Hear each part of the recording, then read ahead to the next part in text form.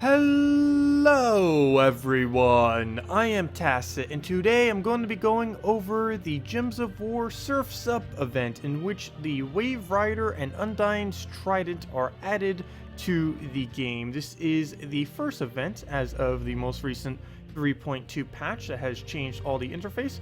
We did of course end up getting the whole Merfolk or Merlantis kingdom with a bunch of merfolks within it. And because of this, of course, it is the Monday afterwards, so it is the event for that kingdom. So that means event key time, since we need almost every single troop within this kingdom to go get that extra heart. So that is our goal right now. Our main goal is getting as many Leviathans as possible. We already had one, there's another, so that's two. We need to get at least 4 more, and hopefully even more than that. There we go. Now we only need 2 more. And will that bring us to none? Go again. And okay, I think we got enough Leviathans. Well then, a random 4 drop out of nowhere. That might be enough to max out. So why are we doing these event keys? Merlantis right there. Of course, when a new kingdom comes in, that brings new stats to the kingdom. And once we get that to a power level of 5, we're actually going to get 2 additional HP instead of just the 1 from leveling it up. And I believe we do indeed have enough to go get that. So let's go level up real quick. Should only take a second or two. And while we're here, we might as well just briefly go over every Merlantis troop as well. Most of them are in the drop pool, except for Giant Crab, Hippocampus, and Kutani. These other 5 you can all find within the event keys though. So Azura, she dispels all enemies, has a nice skill decrease onto a random skill decrease on all enemies. It's based on half her magic plus 1. The main part of her ability though is the fact that she explodes all of the blue gems, and this is pretty convenient. She has a 14 mana cost, and combined with Arcane, which makes her do even more stat reduction, ends up making for a really solid combo, particularly if you can get a blue storm rolling with it. So let me just go and upgrade her. Generally, I've been using her mainly as an alternative form of an exploder. Her attack or her stat reduction can be pretty nice, particularly when it hits attack or magic. Giant Crab, this one is a common, so it's only in gold keys. So it's not in the event keys, but it deals damage to the first and last enemy and then switches them. Knight Coronet is basically better than this in almost every situation, but there are a few instances where switching the first and last could come in handy. In the current meta of the game though, I wouldn't really bother with it. Hippocampus, I might as well not even go over. It is so ridiculously useless. Ignore that it even exists. This guy is very situational, though similarly pretty much useless. Deals damage to a random enemy, and half of that to the adjacent enemies, and then submerges itself. Submerge, of course, makes it so it can't be hit by full AoE. It's only a 10 mana cost, so at least it's not too expensive, but since it's a random target instead of targetable, it makes it pretty bad. So I would not really bother with it, plus its traits are also quite abysmal. Now the Lamprey is a little bit odd. It's basically a anti-blue devouring troop. So if blue ever starts becoming too big again, you could start using this guy against it. So essentially what he's going to do is he has a decent chance of devouring. It deals damage to an enemy and then a 30% chance to devour them if they are a blue troop. And this is only if they are a blue troop. If they are not a blue, he will not have any chance to devour them. One noteworthy thing about him though, aside from him being the only thing with a Merfolk Slayer, he also has an indigestible as a troop that can devour. To my knowledge, he is the only thing with the capability to devour that has immune to devour as well. So you can't be devoured back like most of the other ones can. Not only that, it has stealthy, so it's not even going to be targetable as well, which is going to be a pretty nice combination going for it. Leviathan, of course, is the legend from the kingdom and the most rarest troop that you can get from it. It's a pretty nice synergy with all dragon teams. As far as Merfolk, it doesn't have as solid of a synergy. But definitely with all dragons, I would definitely advise it. It has a nice full AoE ability. It dispels all enemies, deals damage to all enemies, and that's boosted by blue gems. And it then knocks the first enemy to the back. Out of every single troop in the game that has the ability to move an enemy, it is basically the strongest in the game right now. Of course, Dust Devil can do it from the very first turn with Empowered, but if you're looking for pure strength, that would definitely be the Leviathan for moving the enemy team, and based on it being fully mythic, it looked like it can average around a 25 or 26 So a little bit in like mid-range to a little bit below average as far as a full AoE is concerned. Particularly if you don't have it all the way at Mythic, I would say is probably towards the below average side compared to other Mythics.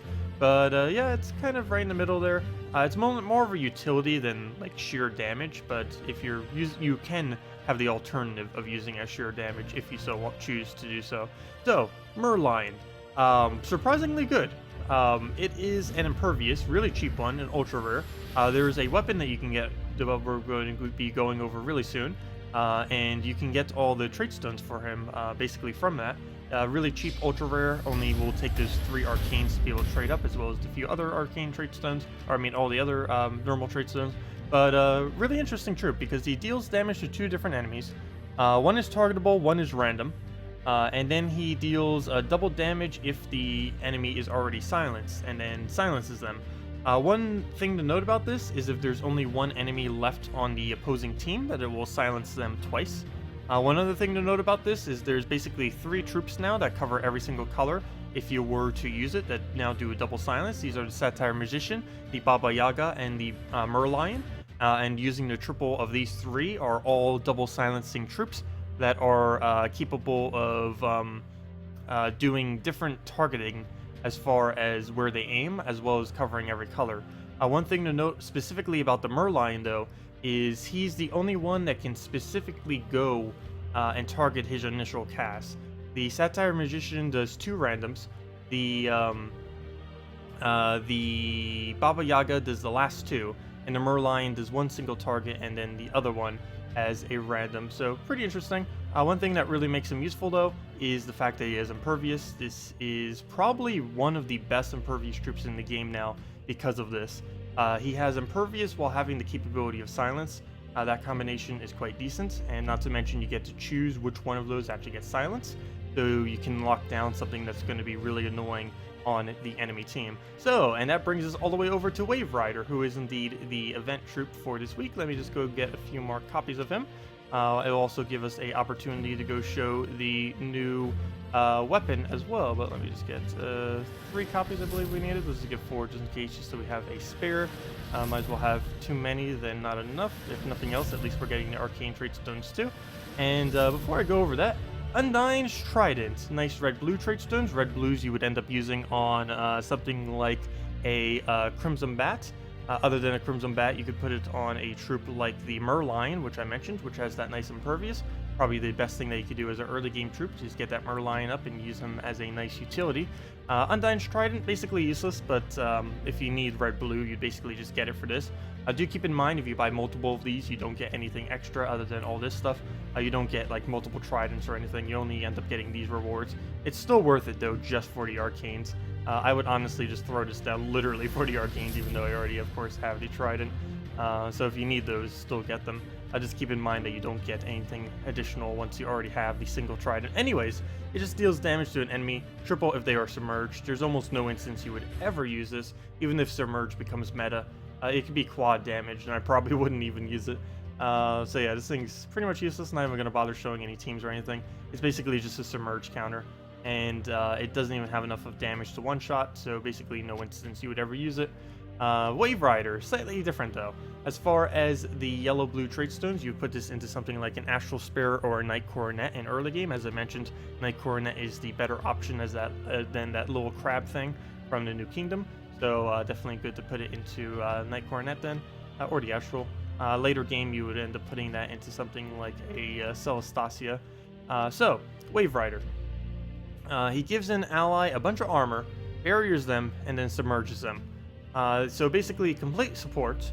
This ability on its own, if I just saw this ability and nothing else, I would think, yeah, he's kind of average, maybe even below average. What makes him really good, though, is he has Icy Death. Whenever a enemy dies, he creates a blue storm. Getting an automatic blue storm is very, very powerful. It can be used with Kraken, it can be used with Justice, it can be used with Valkyrie. There's a lot of different combinations that you can combine with that. And I have to say, out of every storm so far, I do have to say Blue Storm I do find to be one of the most devastating, particularly with the new Azura troop, since she explodes all blues, and then you can kind of use the combo of Wave Rider plus the Azura to keep exploding the board. So pretty nice there. Let me just go upgrade him, and then that will unlock our 1 HP that we need. So let me go get him. Wave Rider, wave. And let's go into the event objectives then, and also go into actual some teams. All of them are going to be using a Wave Rider, mainly because this week we do get a bonus when using Wave Rider. So let's go and actually go over all that. So there we go. We have leveled him, and now we have maxed out the entirety of the Merfolk Kingdom. What this means is now we gain a additional HP on all of our troops during guild wars, during our normal battles, and everything like that. Unfortunately, it does require having everything in the entire kingdom fully 100% maxed out. That means level 20, fully ascended to Mythic, and fully traded on all 8 of them, which is relatively hard to do. But if you happen to do it, you will get that extra HP. The earliest time you'll be able to do this without fully maxing out will be, I believe, the first of this year, or first of next year. I mean, January 1st, 2018, I believe, is the next Merlantis Kingdom, unless they're going to be changing the date. That is the current date that we can see. Anyways, let's go over the event objectives. So we have 10% to all Merfolk, of course, 10% to all Merlantis. I just said that in a complete reverse order, but you get the point. So 20% if you happen to use a Merfolk Merlantis troop. One thing that's really nice is Wave Rider gives twice as much of the Traitstones this week if we end up using them. So if we were to get a red Traitstone, we get double that red. If we were to get the Arcane, like a green-blue, we would get double of that green-blue. It doesn't give you 2 separate ones, it just gives you twice as many of the one that you ended up getting. But really nice, definitely highly advised to use Wave Rider in literally every team you use this week. Ideally get it at least to his second trait. You don't really need to get his final trait. It's only armored and doesn't really do much. As far as the event objectives, you just have to do a bunch of treasure maps. Not a huge fan of these weeks due to how bad treasure maps are, but every 10 turns within a treasure map will give you 1 additional event gem, and these lead to all these rewards. Highly advised to go to at least 100 just so you get those 3 free Azuras. It'll help you in being able to get her to Mythic, which will be helpful. And other than that, you just get us a couple extra gems, a couple extra gold and stuff like that. Definitely a really good value week if you do want to do maps though, because if you go all the way with maps, basically every 20 turns you're getting a free gem among some other resources, and that's on top of the resources you're already getting from Treasure Hunt. So definitely a good idea, particularly for newer players if you still are one, to do Treasure Hunt this week. So that's pretty much everything. Let's get into some teams then. And if I did miss anything, feel free to leave them in chat. Anything you guys want me to go over or answer, let me know. But let's go with the Azura, Valkyrie, Rowan, Wave Rider. This is of course utilizing the fact that the Wave Rider is a support troop that can support things that utilize armor very well. And of course, what better troop to use with armor than a Rowan, which you can get for free from the Forest of Thorns Kingdom. So starting off right here, I am going to want to go directly into our Valkyrie. This is just to get ourselves a good amount of starting mana, and then from there we can kind of just keep snowballing. Problem though is we don't have much alignment. I'll have to get rid of purple here. That's not even full mana. Quite unfortunate. So we're gonna have to let him take another skull. Once we can get going, we can really go strong. And it looks like we're almost getting there. He did freeze us on a very vital color though, which is definitely not favorable whatsoever. So let's go and get a little bit of a buff here. We'll let him take the skull. Gotta let him.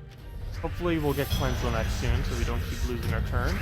And nope, it just refroze us on the other one, and it looks like this is going to be a pretty standard Kraken absolutely destroys this wipe kind of battle. It is leading towards there, so we'll just get a nice explosion there. We're a little bit handicapped as we are currently in this state, but we'll go get a Romaine down. Hopefully be able to get another one very soon. We'll go convert this out. Oh, we'll get some red there. We'll get another freeze. We'll double green soon, but we ended up getting that denied earlier, so it should end up missing if it does indeed go for the cast there. So now we just need one more. Looks like we'll still be able to recover from this pretty easily. Well, I shouldn't say easily, but it does look like we have the potential there. So we'll go move that over. I want to try getting one more Valkyrie, kind of get this rolling again. We're still frozen on blue. We're going to take that skull. It is going to kill, actually. So I do need to take that skull. And now we do get our first Icy Storm, and we can go for a nice explosion with it. We even got some additional blues from that Icy Storm. Got very lucky again, and he did not end up getting his Devour down. We could just go for a Skull right here, just to get that one Kraken out the way. That Queen Mab is going to do a lot of work to us. So we're just going to take some Valkyrie mana. Oh, very lucky right there. Nice little Skull out of nowhere and into a Rowan for the final bit of damage. So that battle could have gone a lot more smoothly, but you get the general premise. We get that nice Rowan buff on it, gets the barrier, gets the submerge, keeps it protected for a little while, and then you just keep casting with it. Might even be a good idea to put it in second slot with how many Krakens are being used these days. So let's get into the next team, which is an all blue using either a Lava Elemental for budget up front or an Elamagrim in last slot if you want to go all out with it. We'll be using the budget version, and essentially what we're going to be doing with this is kind of an Azura loop with the Kraken.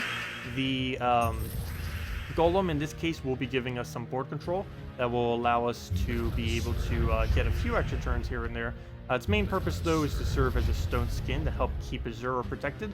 Azura is a little bit of a squishy troop, and generally if you put her up front, even though that's one of the best positions she kind of can be in, she dies very quickly when put in the first slot. So generally I do like to have at least some kind of protection for her. Of course you could use him, the new Wave Rider, for some protection, but that isn't always going to be enough. So right here we can use some board control from that, get our extra turn very easily. See what else we need to target down. The only slightly bad thing about using this troop when you don't have a Rowan or something is you have nothing to actually use this armor buff into. Like, a little bit of armor doesn't really do you too much in many situations. Of course, we can use it on him to kind of utilize the fact that he has stone skin and make him a bit tankier. But beyond that point, it's not really going to do much. So he is just going to do that. We'll go get some explosions down. We get another Kraken, which will allow us to throw that down immediately. We have that icy storm going, so it's going to be a lot easier to get those explosions. As you can see, that's basically a complete wipe of the board. Very nice. It's kind of like a Gorgoltha without even having a Gorgoltha fully upgraded. If you're an early game player and you can just put a bunch of blues on the board, you can just keep clearing the board with Azura pretty easily if you get the blue storm combo with it. And he isn't the only thing that creates blue storm. He's just the only thing that creates a passive blue storm that you don't need to go out of your way for. Anyways, we have plenty enough damage right there, so I don't even need to bother with anything else. We'll kill him out with that nice single target damage that the Lava Elemental has. Really nice boost ratio for early game players as well on that Lava Elemental. That Lava Elemental early game could probably solo entire teams, that alone. So next up, we're up against a Forest Troll, Famine, Plague, and Elamagrim. That's almost a full impervious? No, it's a double impervious. That is super anti-Kraken, apparently. But what are we going to be throwing? The Justice Team. I gotta do it. Though, actually, Justice Team will be a little bit bad against this, mainly because he has the double impervious. Justice does not like seeing multiple imperviouses, that is for sure. This is kind of team like this, but hopefully it won't be too big a deal. Okay, so right here, kind of similar premise as most of these teams or battles that we've been doing. We will want to get Valkyrie up as immediately as we possibly can.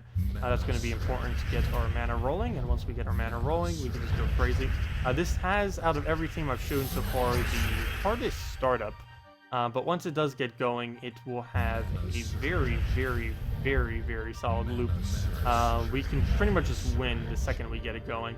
We are entangled right now, so as I say that, that's actually not true, because we need to somehow unentangle ourselves. We do not have a cleanse. I really wish more support troops that are single target would actually have a cleanse on them. It doesn't matter if you give a billion things if you don't have a cleanse. Yeah, that entangle is actually going to ruin us really hard right about now, because there isn't any follow-up I can even do. Like, if we try doing something like that, that's not going to really do much. I should probably try denying skulls, not giving him even more skulls. It's probably going to be a bit counterproductive. So we are going to have to wait it out just a very, very small amount, just so we can get the entangle off of us. We can't really do much as we have the entangle. And there we go, very nice. So unfortunately, we have no follow-up that we can actually do at this current moment in time, because of how long we got disabled for. But let's just wait for him to go a little bit. He did not get a re-entangle, even though he got all the damage there and he ended up getting that thing up, the Famine. I think we're still in a good position here. As long as we don't lose this turn, we're going to be perfectly fine. Ideally here, we'd want to cast on green. We are not able to do that for an extra turn, so to purple we go as much as we possibly can off the board right there. One short on the Queen Map. Hopefully we land this, and nope, we do indeed miss, and he does indeed get the Famine. This is not looking good. Figures we'd get countered out. Well, kind of gotta let him take a skull soon. I don't think we could stop him with all those goals that are currently on the board, given that we end up missing that. We have killed him now, so we don't need to worry about getting entangled. Unfortunately, might be slightly too late for that, but we'll try getting our mana back up. It's a little bit harder now that we are diseased, so we do gain half manas now. We did get one cleanse, not really on an important one though, so it's going to serve almost no purpose. But again, let's just get our Valkyrie up. Hopefully we can get one more cycle rolling before he ends up just spamming us again. Never mind, Famine already dead. Good job, ridiculously high skull damage from Justice. Yellow Surge, I don't think is enough due to disease. No, and it didn't even surge. And the skull just kills it out. So yeah, definitely not a good idea going up against a Impervious, apparently. Double Impervious will be able to take us out when using the Justice team, which makes sense. Because not only was he able to get the Entangle, which put a pretty big number on us, even though it was just a simple Entangle. The team didn't really want to be entangled, that's for sure, with this kind of lineup. But the double Impervious played a pretty big role too. But at least we got that little skill poke in. Queen Mab's actually going to be better damage output at this point than what our Justice would be. So at this point, if he ends up getting too big of a buff there, we might just bail and try showing this again in a better example. It figures whenever I test something, it's like, oh, it'll go perfectly, and then I show up for the video, it's like, nope. Not at all. Okay. I think I will retreat for time's sake. Also, I hate that retreat is in the left corner instead of right. It's always been in the right. Anyways, we will retreat. No point in playing this out. It's just going to be a waste of time. But come on. We can't lose with a Justice team like that. I'd rather lose to double Kraken. Let's lose to double Kraken then. Okay, no, we shouldn't lose, but ideally we won't. So, again, start up, get our standard Valkyrie. Skull, I will have to take. I'm not making this mistake again, Farstroll. You're not going to entangle us. No. I will deny you every single skull until the board gets rolling. Okay. Now miss. No devour. Now we win. Okay, now let's see if we could do what we were supposed to do the previous time. Don't miss. Fail strong. I just need to stop using this against Farstroll, I believe, is the biggest concern here. Entangle is just way too good against all Justice team. We do have a backup plan, though, now that he's not running Spam Impervious. And that backup plan is simply going for the Queen Mab instead. We can just get her up and use her as the main utility to do all of our damage. So that's going to be our current game plan, since our original game plan has kind of failed. So, these blues. I can't really deny him on it, and unfortunately he's not frozen on it either.